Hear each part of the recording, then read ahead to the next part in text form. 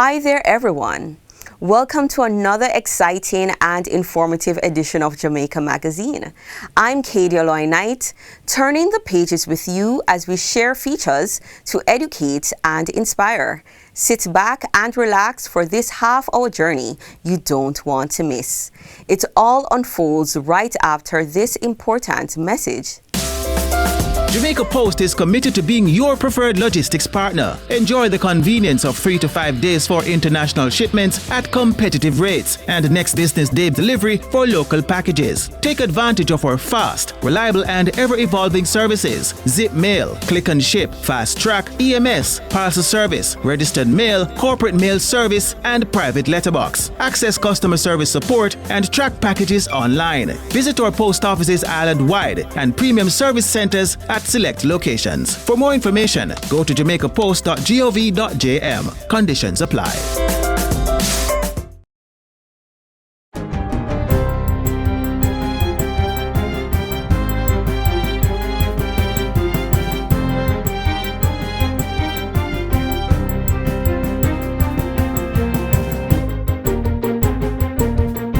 Good day, I'm Lisa Rowe and this is your JIS News for Monday, December 8, 2025.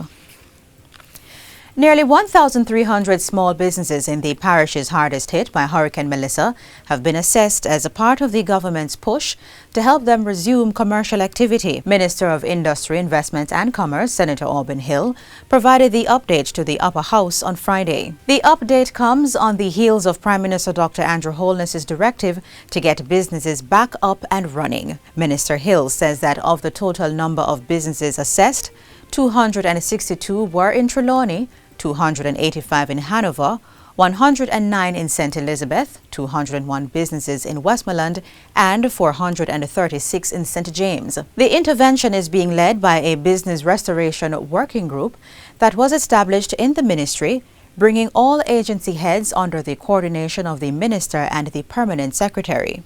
Cabinet approved $20 million on November 10, 2025 to pilot the restoration of the retail spaces at border at the point where St. Elizabeth and Westmoreland meet. 45 families, 26 fishermen will be helped, plus all the farmers who produce all the stuff, the yam, the potatoes, the vegetables that go into the food that is produced or shared. On Monday, December 1, 2025, Cabinet approved a further $42 million to expand that process to middle quarters elsewhere in St. James, Trelawney, Hanover, and across other places that really Melissa hurt so badly. The minister says 15 generators have also been distributed to small businesses affected until regular electricity supply is restored. The Ministry of Agriculture is committing more than $50 million to purchase specialized fertilizer to help restore Jamaica's severely impacted yam industry. The intervention comes as the sector reports 70% devastation, with thousands of farmers across the yam belt struggling to rebound. The initiative is part of Phase 2 of the National Agricultural Recovery Program, designed to swiftly restore production in one of the country's most important crop industries. Portfolio Minister Floyd Green says the fertilizer blend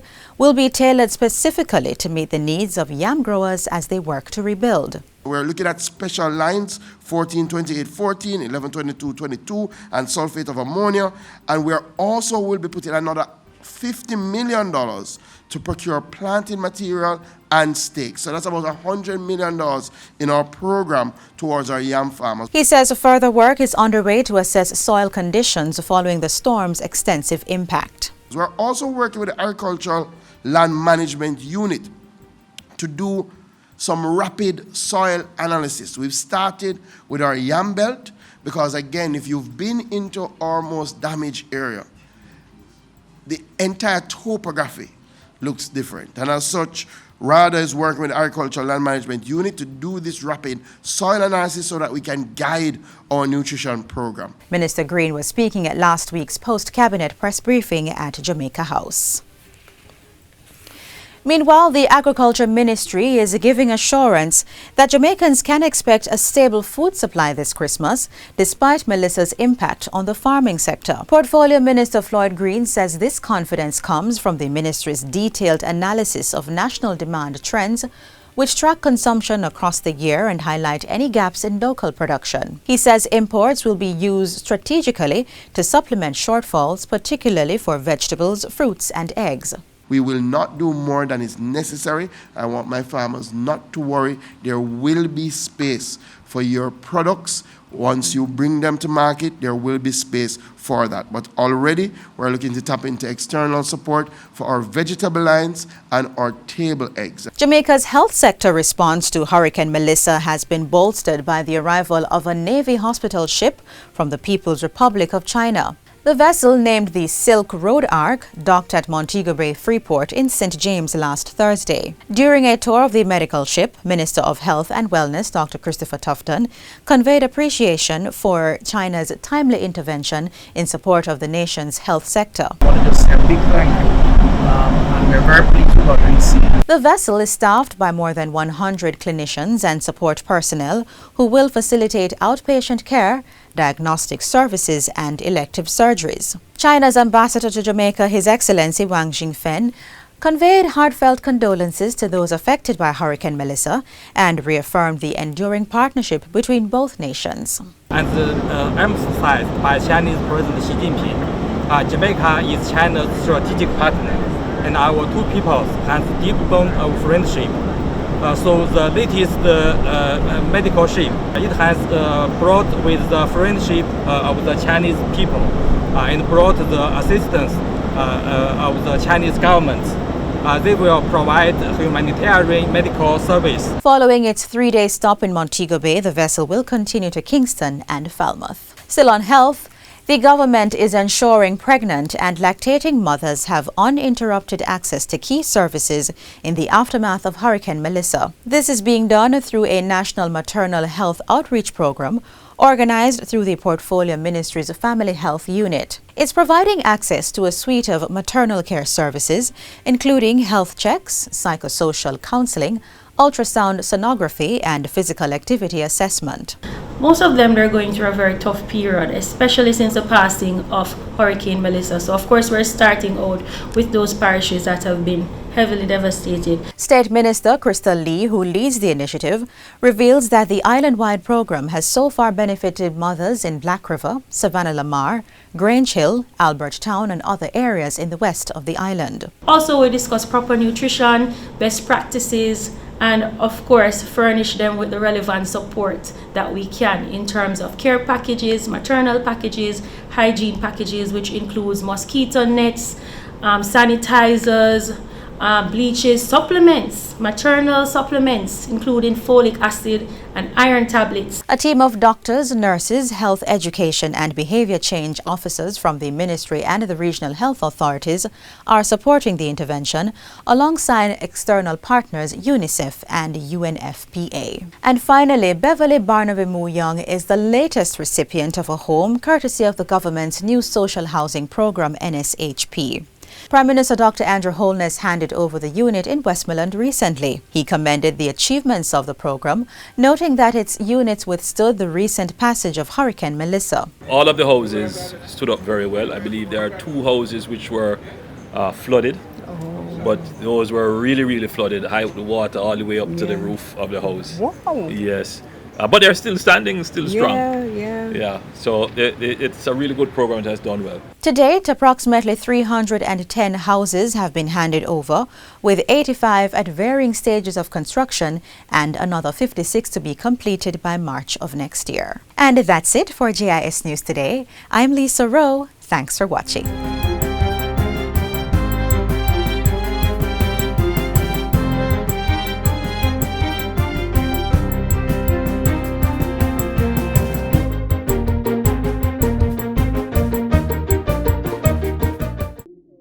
Are you interested in buying land or property?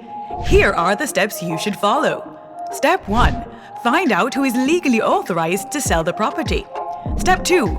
Ensure all property tax payments are up to date.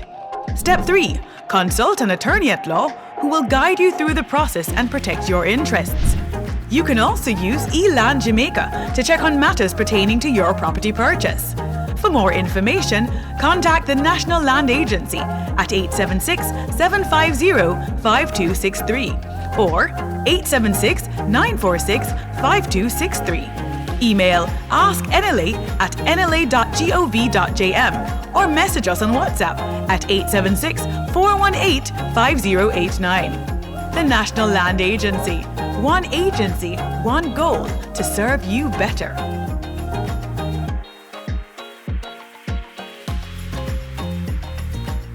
We're turning the pages now to get some understanding of the risk of persons becoming infected with the disease leptospirosis.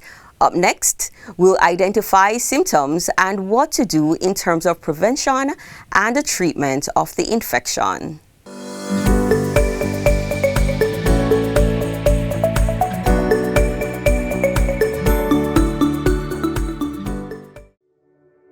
What is leptospirosis?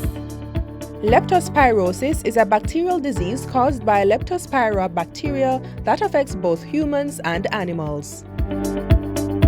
How is leptospirosis transmitted? It is caused by exposure to usually urine of infected animals. That's the most common in terms of urine, but also other body fluids of infected animals, including if you have dead animals that have been infected with leptospirosis in waters, then of course that can lead to the bacteria being present in the waters and being able to affect individuals. So usually, it follows history of heavy rainfall. Usually persons who are in the fields and in water, farmers, etc., would have a high degree of exposure. And, when persons have cuts, bruises, then the organism can enter the body through those areas. And it of course, if it's contaminating the food or the drink, then of course it can enter the body through that means as well as if you have the dirty hands coming from leptospirosis infected waters and it is touching any of the mucous membranes, the eyes, inside the nostrils or inside the mouth, then you can become infected with leptospirosis. How does the disease present? 90% of the time it's a mild flu-like illness and persons will take paracetamol that will relieve their discomfort in terms of their pain, their fever, and it will settle. However, 5 to 10% of cases can progress and especially go on to involve the liver and the kidney and result in severe disease.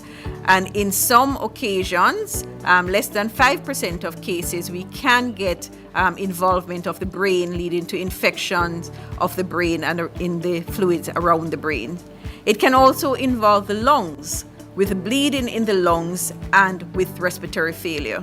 So in terms of the mild cases, in some instances, persons have no symptoms at all, so they are asymptomatic. But the mild symptoms that you will get include fever, headache, muscle pain, red eyes, stomach pain, and diarrhea. Sounds a lot like dengue, and it sounds a lot like a lot of other illnesses. And so therefore, with the level of exposure that persons would have now to contaminated water, we have to have a high level of suspicion. When are the symptoms severe? If the symptoms are severe, then you will have a worse prognosis, a poorer outcome. And persons will go on to get chills, nausea, vomiting, and yellowing of the eyes is one of the common symptoms that persons look out for when they usually suspect that leptospirosis is probably there. You will see a change in the urine. The urine becomes dark or orange colored, and then the urine becomes significantly less as the infection now starts to affect the kidneys. And then you can have bleeding at various points of the body. You can get coughing up of blood, or you can get passage of blood in the stool. You can also get an inflammation around the heart, and this presents with symptoms such as irregular heartbeat and tiredness, fatigue, etc. Shortness of breath, swollen feet, difficulty in lying flat. These are some of the more severe symptoms that you can get with leptospirosis. And by this time, you definitely should be in the hospital. How is it treated? For the mild symptoms, we treat symptomatically as we treat with most viral illnesses. Although this is not a viral illness, it is a bacterial illness, which is good because it means that we can treat it with antibiotics if we get the patients presenting early. For the severe cases, we would have to use intravenous antibiotics to ensure that the antibiotics are getting to the areas that it is needed very quickly. And so these persons need to be in hospital. If it affects the kidneys and results in kidney failure, then persons may have to go on dialysis. And if it affects the lungs severely, then we may have to aid persons breathing by using a ventilator. But for the most part, when persons are in hospital, it is supportive care, trying to maintain their fluids by providing IV fluids, giving them blood and blood products if it is necessary. It really is dependent on which organs in the body is affected, but severe cases usually require more comprehensive treatment, and persons are treated in hospital, and some may have to be treated in high dependency and even in intensive care settings. Conditions exist for the contamination and the infection. If you develop symptoms, you need to seek medical care early. Treatment is available, and most cases can be treated successfully.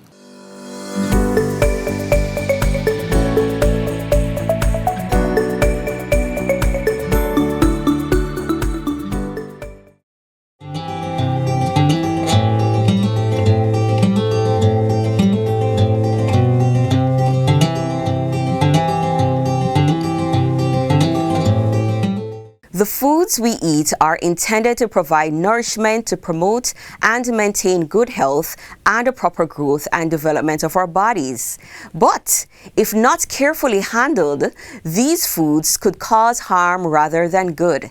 That's why commercial food handlers are required to be certified. We'll explore that certification process next.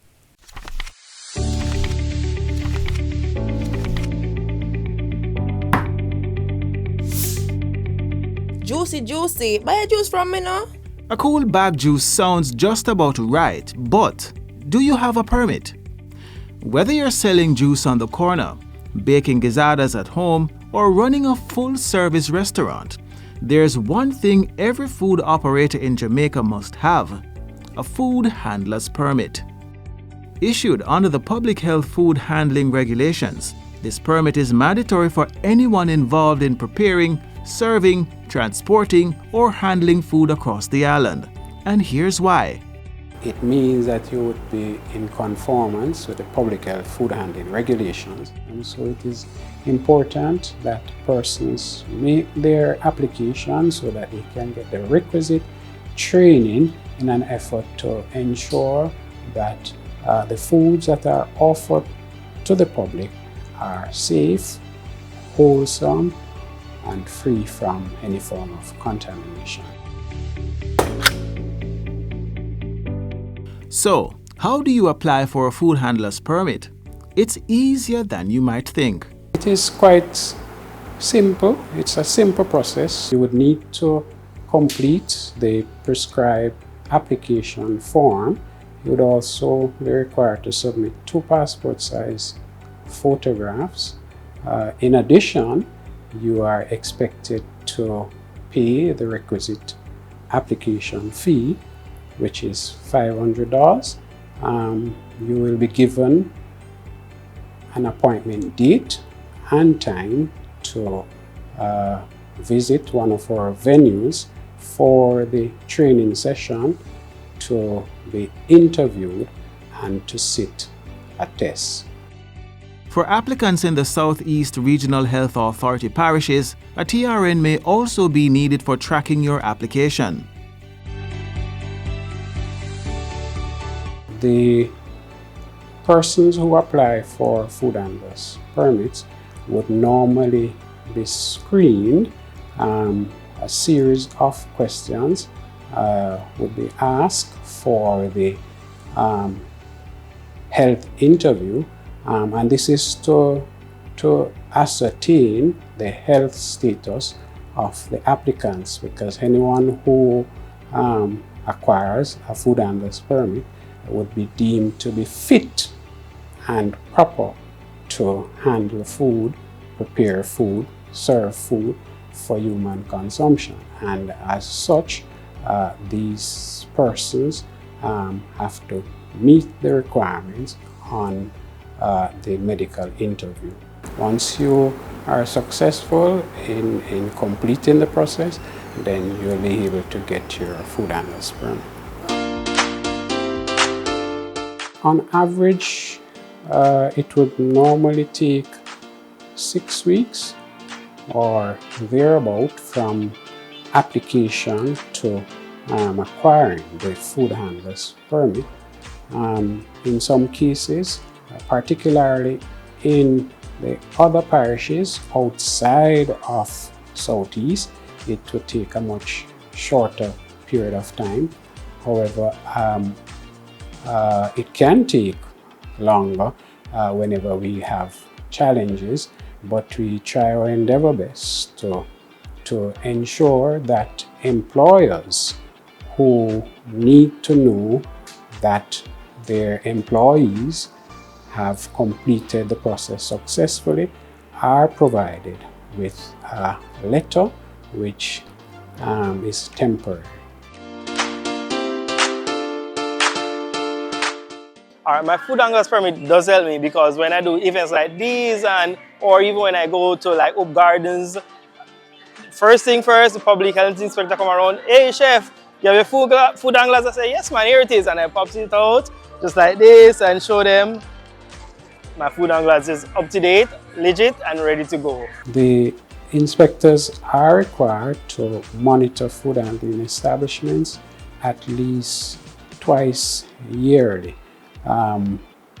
We would normally certify the businesses, and once the businesses are certified, then we would do an additional assessment or inspection to ensure that they are operating in accordance with the public health food handling regulations. But you have to bear in mind too that resources are limited, and as such we have to do risk ranking, where we focus and monitor more frequently high risk operations, medium risk operations.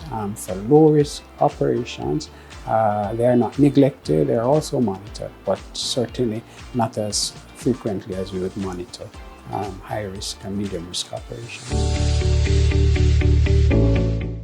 High-risk establishments are those directly involved in serving, preparing, or handling potentially hazardous foods such as milk, eggs, cheese, fish, and various meats like chicken, beef, pork, and goat. Low-risk establishments, on the other hand, are those that sell prepackaged or sealed items such as peanuts, bottled water, and confectionaries. If it is that persons would have committed violations, we would seriously have to consider the nature of the violation and the type of violations committed, and whether or not the person has been rehabilitated. And as such, each case, each situation would have to be dealt with on its own merit. So, how to get the application form to become certified? The application form is online. It may be downloaded from SARA's website, Southeast Regional Health Authority's website. It may also be downloaded from the website of the Ministry of Health and Wellness and completed. However, applicants would still need to visit the local health department in order to apply, because you'll be given an appointment date and an appointment time, and you're expected to return on that day and at the required time to be interviewed. Having a food handler's permit isn't just about compliance. It builds trust with your customers, and ensures you're ready for any health inspection that might come your way. Don't take chances. Get certified, stay compliant, and help keep Jamaica's food safe.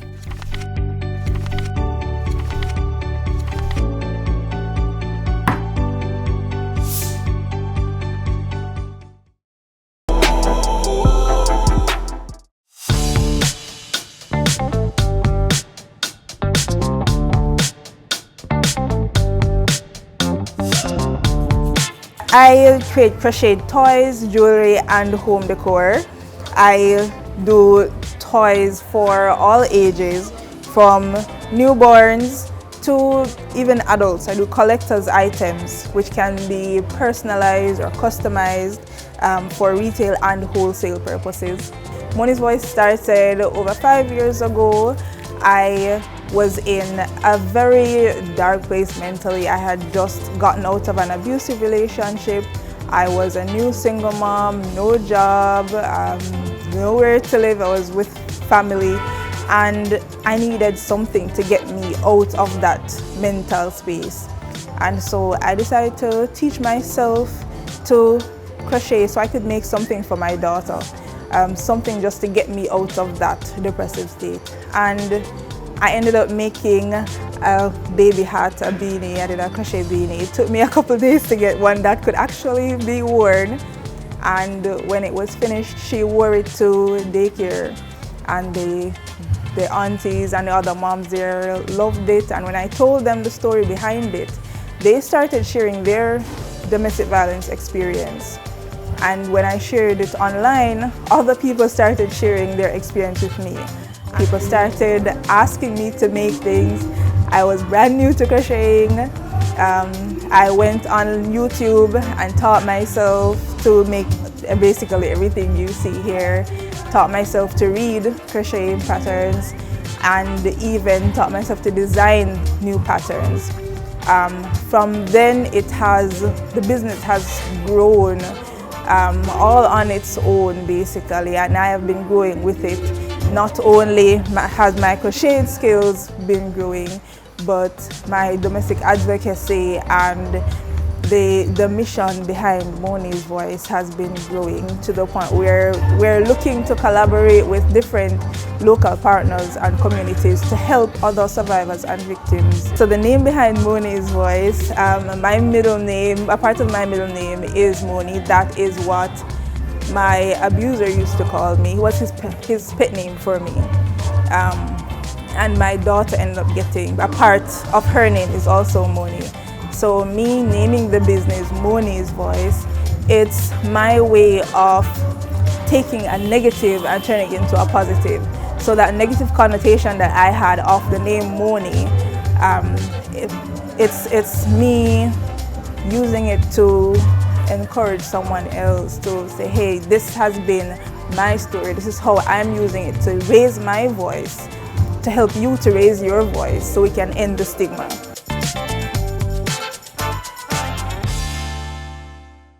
Our half-hour journey through the pages of Jamaica Magazine ends right here for today. But please join us again tomorrow on this station for more news, features, and information you can use. In the meantime, visit our website at jis.gov.jm for this and other offerings. On behalf of the entire production team, I'm Katie Aloy Knight. Till next time, take care and lend a helping hand where you can in this time of need. This has been a production of the Jamaica Information Service, the voice of Jamaica.